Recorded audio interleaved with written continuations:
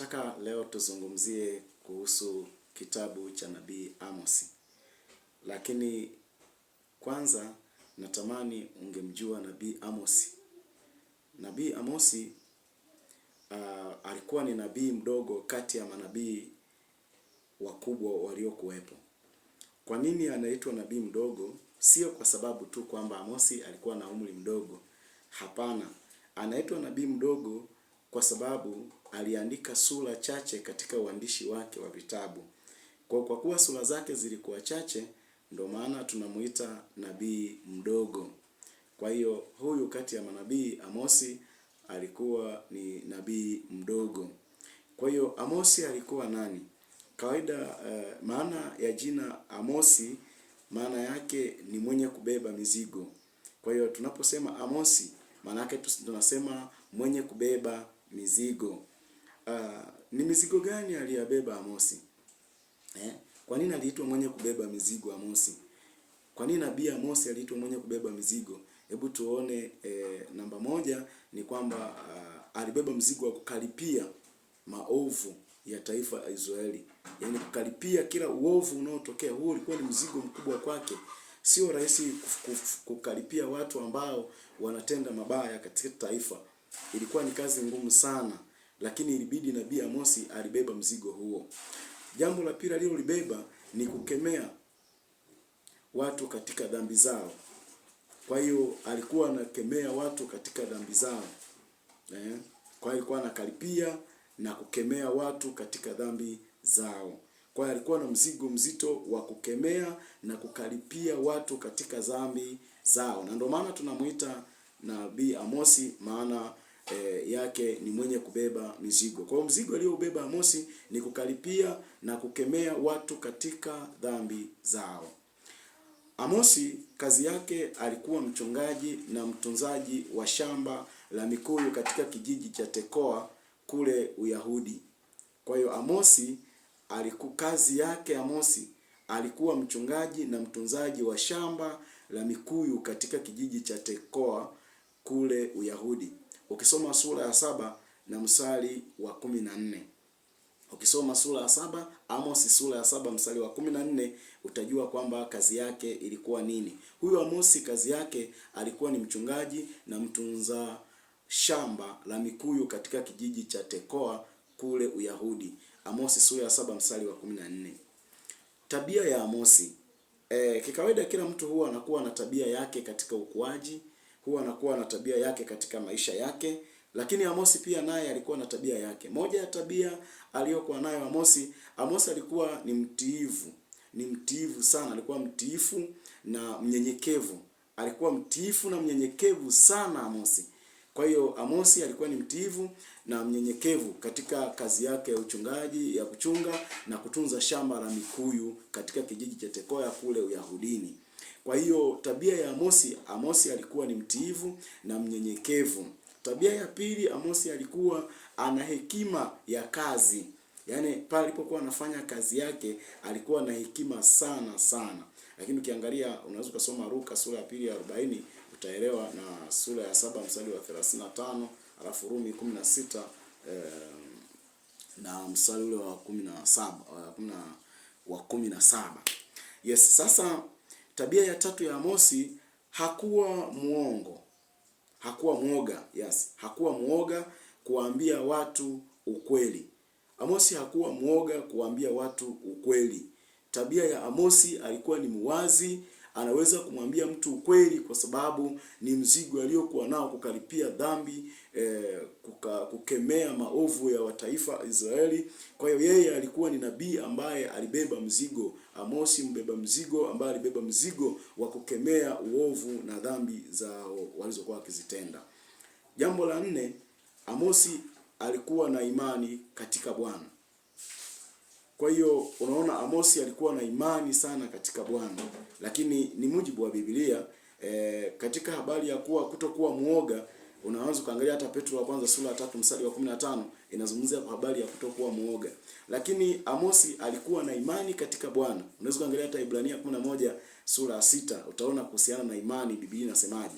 Lakini yaliyomo katika kitabu hiki, Unajua kitabu hiki alichokiandika Amosi, tumeona tabia zake Amosi, tumeona maana ya alikuwa kwamba yeye alikuwa nabii mdogo katika manabii wakubwa, lakini tunaona kwamba kwa nini tunaposema nabii mdogo tunamaanisha kitu gani? Kwamba ameandika sura chache katika kama kuliko manabii wengine, na ndio maana tunaweza tukamuita nabii mdogo, kwa sababu wengine waliandika sura nyingi sana, lakini Amosi aliandika sura chache. Kwa hiyo sasa tunaona sasa kwamba tabia zake tumeziangalia, lakini tuangalie yaliyomo katika hiki kitabu cha Amosi. Nini kipo ndani ya hichi kitabu cha Amosi? Moja, hukumu yaliyomo. Amosi anaandika juu ya hukumu ya mataifa yote kwa ajili ya dhambi zao. Kwa hiyo Amosi anaandika juu ya hukumu ya mataifa yote kwa ajili ya dhambi zao.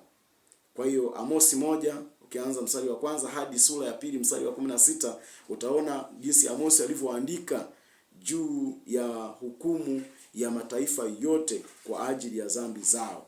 Kwa hiyo Amosi anaandika kwamba Mungu anakuja kuhukumu kwa sababu ya dhambi zenu zote mlizozitenda. Kwa hiyo jambo la pili, ukisoma, nimesema unaweza kusoma hapo Amosi moja mstari wa kwanza hadi sura ya pili mstari wa 16, utaona amelielezea hilo jambo. Jambo la pili, habari na hukumu juu ya dhambi ya Israeli. Kwa hiyo mwanzo ameandika juu ya hukumu ya mataifa yote kwa ajili ya dhambi zao, lakini jambo la pili yaliyomo katika kitabu cha Amosi, jambo la pili ameandika hukumu juu ya dhambi ya Israeli, hukumu juu ya dhambi walioitenda Israeli.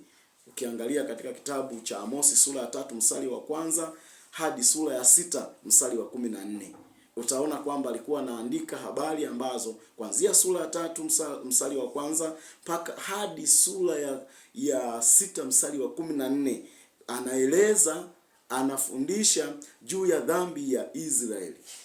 Anaandika juu ya dhambi ya Israeli. Lakini jambo la tatu yaliyomo katika kitabu cha Amosi, maono matano aliyoyaona Amosi. Kuna maono matano aliyoyaona Amosi katika uandishi wake. Basi katika kitabu cha Amosi yaliyomo mle pia kuna maono matano aliyoyaona Amosi katika sura ya 7 mstari wa kwanza hadi sura ya 9 mstari wa 15. Kwa hiyo kufika sura ya 9 mstari wa 15, basi utaona kuwa ameandika habari ya maono matano aliyoyaona Amosi katika sura ya 7 mstari wa kwanza hadi sura ya 9 mstari wa 15. Maono, hebu tuyaone maono hayo matano aliyoyaona Amosi. Ni maono gani matano aliyoyaona Amosi? Maono ya kwanza, Amosi aliona nzige, sura ya 7 mstari wa kwanza hadi wa 3. Maono ya pili, aliona moto, sura ya 7 mstari wa 4 mpaka wa 6.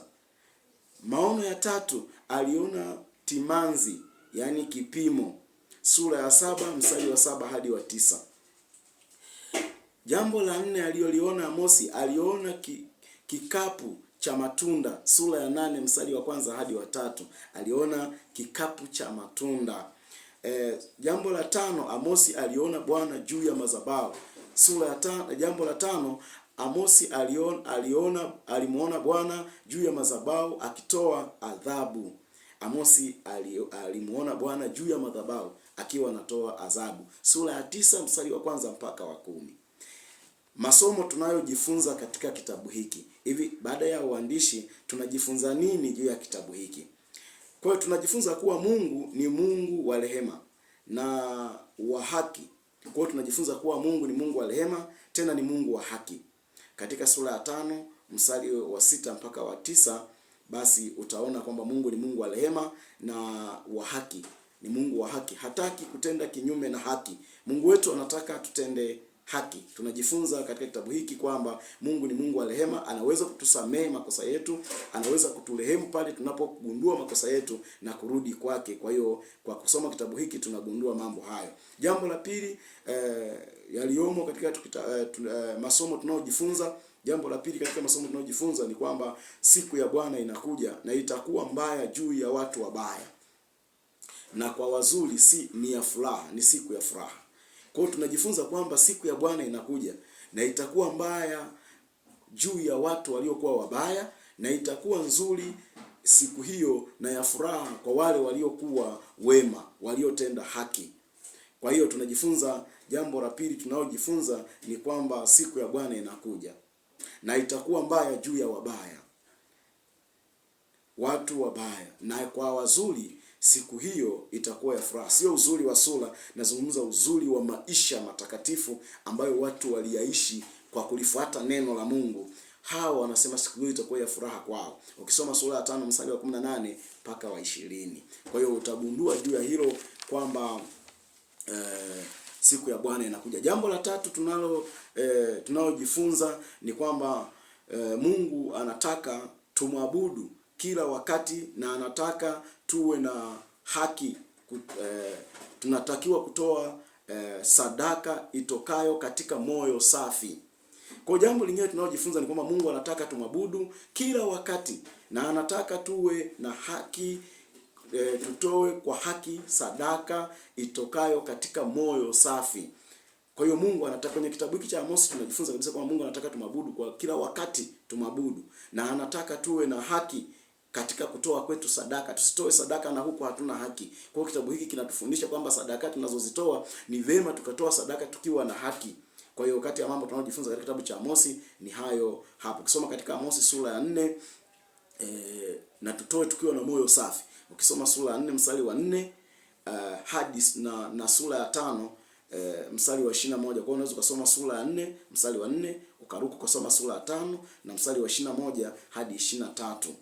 Kwa hiyo hivi unaweza kujua katika Amosi kwamba inatueleza mambo hiyo. Jambo la 4 tunalojifunza katika kitabu hiki, hatuwezi kujificha mbali na uso wa Mungu. Yaani huwezi kumficha Mungu ukasema sasa mimi nitafanya nimefichama mbele za Bwana. Hapana, huwezi kuuficha uso wako mbele za Mungu. Amosi sura ya 9 mstari wa 2 hadi wa 4.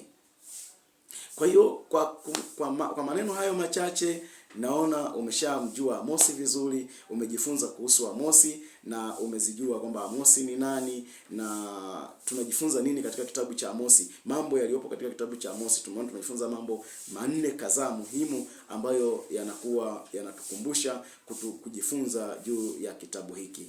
Najua basi utakuwa umenielewa na umeelewa kwa nini tunakisema kitabu cha Amosi na Amosi alikuwa nani na nini kiliandikwa katika kitabu cha Amosi. Kwa hiyo ili ukisome vizuri kitabu unatakiwa ufahamu ni nini kimeandikwa ndani ya hicho kitabu, ninajifunza nini juu ya hicho kitabu, alikuwa na maana gani katika kitabu, kazi yake ilikuwa